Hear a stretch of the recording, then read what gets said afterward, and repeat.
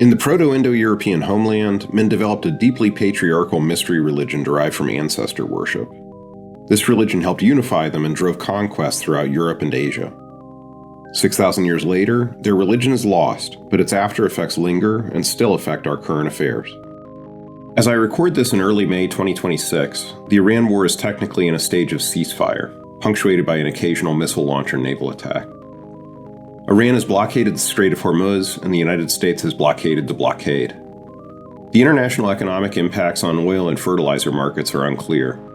A gallon of regular gasoline hovers near the $5 mark, depending on the state you live in. How did we get here? At a rally in Kentucky in mid-March 2026, Donald Trump and Jake Paul appeared together on stage. Trump predicted that Paul would soon run for political office and gave him his full endorsement. Around the same time, Trump sat for an interview with Paul, and the topic of the U.S. war with Iran came up. Paul praised the president's decision to go to war. "I commend you for your bravery," he said, "and I think so many Iranians do as well. And I was a bit shocked, too. Like everyone else in the world was like, this is the greatest thing. And I think what you're doing is phenomenal. And I was shocked that so many activists in America didn't like it. But meanwhile, they're like, oh, well, we support women. We want women to have all these rights. Meanwhile, you're liberating the women of Iran. And then they have an issue with it. I thought that was very confusing." "We support gays," Trump said. "But they throw gays off the buildings. Okay, we support this. I mean, the things they do. And they're fighting. But I think I have tremendous support on this. This is something that's been incredible. I have the best poll numbers I've ever had now. And it's not because of this. I think the economy is great. It's a little bit of we take a winding road for a little while. But we have to wipe out the evil. It's an evil curse. They're evil people." The war in Iran is multi-causal, of course, and Iranians throwing gays off buildings is not one of the causes. But the web of history meandered in a strange and intricate way to get to Trump's sit-down with Jake Paul. And I want to pull on a single thread of that past, to show how events in history that are seemingly unrelated to the present still constrain our behavior today. In Iran, homosexuality is indeed illegal. Penal Code 2013, Articles 233 and 234 criminalize penetrative anal sex between men, which is punishable by the death penalty. While most Western countries would view this as a grave violation of human rights, the Iranian government would disagree.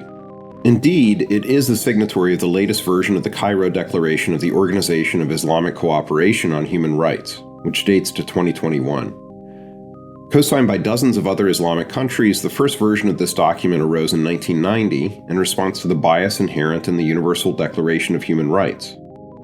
The United Nations produced this document in 1948 on recommendation of a committee chaired by Eleanor Roosevelt in the aftermath of World War II. We should keep in mind that, had World War II turned out differently, alternative victors would have produced declarations of quote-unquote universal human values distinct from those we now hold.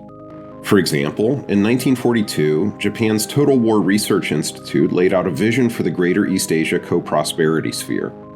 Quote, "Occidental individualism and materialism shall be rejected, and a moral worldview, the basic principle of whose morality shall be the imperial way, shall be established.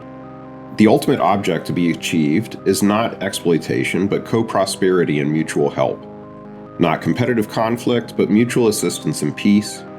Not a formal view of equality, but a view of order based on moral classification. Not an idea of rights, but an idea of service. And not several worldviews, but one unified worldview." End quote. Fortunately for the world, Japan succumbed to an onslaught of firebombing and atomic weapons, so an idea of service did not triumph over an idea of rights. Prior to Japan's defeat, in August 1941, a joint Anglo-Soviet force occupied Iran following a surprise invasion. Within a few years, Iran was one of the original signatories of the Universal Declaration of Human Rights. However, after an Islamic revolution in 1979, representatives from Iran pointed out that the universal rights espoused by the UN favored, quote, "a secular understanding of the Judeo-Christian tradition," end quote, in conflict with Sharia law. This is certainly a reasonable objection. The UN Declaration built on Western documents such as the 1789 Declaration of the Rights of Man, produced by the National Assembly during the French Revolution. Article 10 of the Declaration stated, "No one shall be disquieted on account of his opinions, including his religious views, providing their manifestation does not disturb the public order established by law." A society governed by religious law cannot easily maintain this view of religion as a private matter. As a result, the Cairo Declaration also guarantees the right to freedom of expression, but states that freedom of expression should not be used for denigration of religions and prophets, or to violate the sanctities of religious symbols, or to undermine the moral and ethical values of society. Can it be objectively determined whether a statement denigrates a prophet, disturbs public order, or undermines the ethical values of society? I would argue no. These offenses are in the eye of the beholder. Inspired by the Enlightenment, the men writing the Declaration of the Rights of Man wrote in universal language. Their document did not merely promise to right the wrongs of French society, it spoke for all people at all times. This built on recent history. With the help of committee members, including Benjamin Franklin and John Adams, and eventually the whole of the Continental Congress, Thomas Jefferson drafted the United States Declaration of Independence using similarly universal language. He wrote that all men are created equal, and as such, had a right to overthrow a government that violated certain unalienable rights, including life, liberty, and the pursuit of happiness. At the time, pursuing happiness didn't mean chasing hedonic pleasure, but instead involved the full development of one's character and virtue. To master oneself in the service of others was to live the good life. What did it mean for a slave master to write that all men were equal? Jefferson had based the Declaration's opening statement on Virginia's Declaration of Rights, written by fellow slaveholder and vociferous critic of slavery, George Mason. In turn, Mason had leaned heavily on John Locke, who had published 2 treatises of government almost 100 years before, in the aftermath of England's Glorious Revolution. The Glorious Revolution amounted to a bloodless, or nearly bloodless, coup. Terrified that the current king would be succeeded by a Catholic heir who would institute an absolute monarchy, Parliament invited a replacement to invade the country. Previously a Dutch prince, William III took over as King of England after signing the English Bill of Rights, which guaranteed, among other rights, freedom of speech for Parliament, and the right to bear arms for Protestants. Parliament would now have clear legal footing to put a firm check on any king that would try to centralize governmental powers, for example through taxation or a standing army. John Locke's writings approved of this transfer of power. A people had the right to revolution when the government no longer fulfilled the social contract. Based on his imagination of ancestral man, Locke posited that men were originally free and unconstrained, but that individuals came together to protect their property. They formed governments to control the police, which would monopolize violence among the people themselves, and the military, which would monopolize violence against outsiders. In return for loyalty and financial support, the government would guarantee to protect the people and their property. Locke's ideas built on the writings of Thomas Hobbes, who had written Leviathan in response to the chaos of the English Civil War, which pitted a Puritan parliament against the Crown and High Church Anglicans. Hobbes noted the need for a sovereign, a decider, to rule for and against conflicting parties in the populace, to avoid anarchy. Locke, Hobbes, and others like them justified their political tracks using secular language. Their writings were a far cry from earlier Catholic ideas about the divine right of kings to rule. Instead, the social contract applied to men who came together to form society, to form a people. The people deserved a government that served its interests. But the interesting thing about 17th century identity is that it could not actually be disentangled from religion.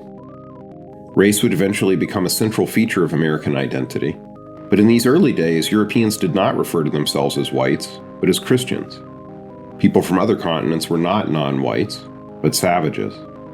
In Western Europe, where virtually the whole of society believed in Christ as their Lord and Savior, lines of identity broke down along who was Catholic and who was Protestant.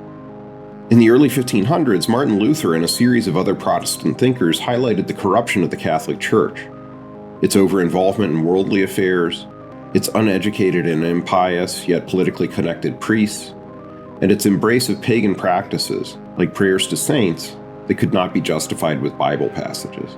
The states of Western Europe divided themselves along religious lines as their rulers chose to remain Catholic or become Protestant. In England, when Henry VIII could not receive dispensation for a divorce, he placed himself at the head of the Church of England and rendered it Protestant. Puritans believed it held on to too many heretical Catholic practices that had no foundation in the Bible. Their religious anxiety resulted in thousands migrating to New England and also a series of bloody struggles at home in England, which ultimately resulted in both the Glorious and the American Revolutions. Martin Luther's criticism of a pagan Catholic church was accurate, of course.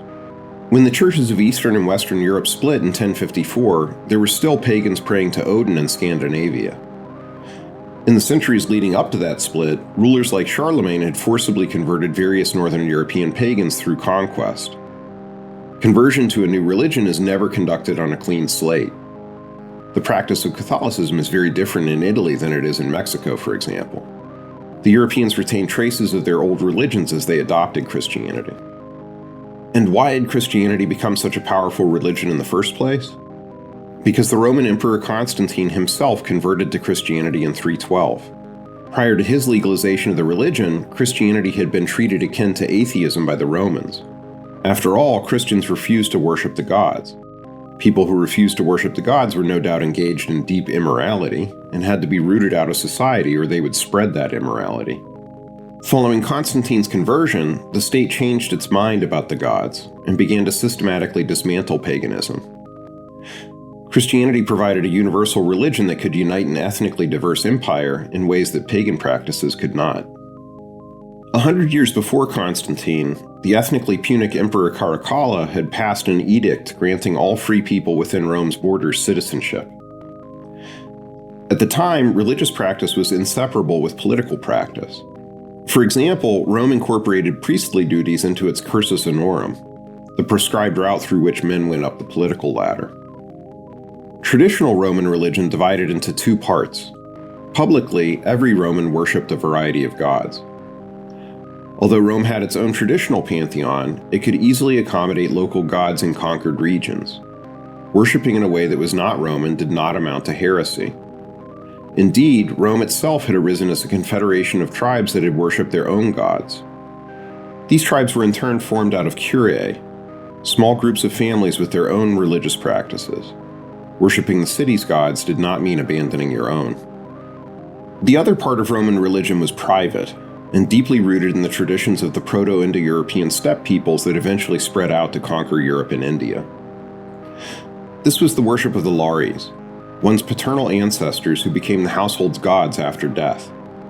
Since every man was his own family's priest, each family concealed the mysteries of their own worship from one another. Daughters would be ritually excommunicated from their religion of origin to enter into the secret home temples of their husbands. Across Rome, Greece, India, and other areas populated by the descendants of the Proto-Indo-Europeans, private property developed out of the need to keep the ancestral hearth fires permanently burning and secret from others. Adoption practices developed out of the necessity to maintain the worship of ancestors. Patrilines could not be allowed to die out. In many ways, especially in Rome's early days, worship of the Lares trumped worship of the pantheon in importance. It was the common respect for their patrilineal ancestors that tightly bound committed warriors together into society. This worked as long as Rome remained small and its citizens had similar origins. As it expanded into a vast multi-ethnic empire, there was little to keep these politico-religious societies together. Religion was either entirely private and mysterious, or so diverse that it could not unify people from different regions. This aspect of steppe ancestor worship led to a chain of events that contributed to the onset of the Iran War. Rome embraced Christianity to unite its ethnically diverse population. Christianity was supposed to be a religion based on a single text, but in practice incorporated earlier pagan practices. Recognition of this inconsistency led to the Protestant Reformation, which plunged the countries of Europe into more than a century of bloodshed. That upheaval helped give rise to enlightened political theorists who tried to base their thinking on universal principles that would apply beyond religious societies. Their ideas served as the founding documents for new empires, such as the United States. American politicians then framed their own values, particular to their own time and place, as universal values that should apply to everyone, at all times. Whether anyone truly believes in them or not, these universal values serve as a powerful narrative to justify unlimited world empire and sell it to a domestic population that has no desire for war. Those unenlightened dictators who would oppose universal values oppress their people. They are evil and seek weapons of mass destruction to cow those who defy them. Their countries must be bombed for the sake of their own people's liberation. They throw gays off the buildings, after all.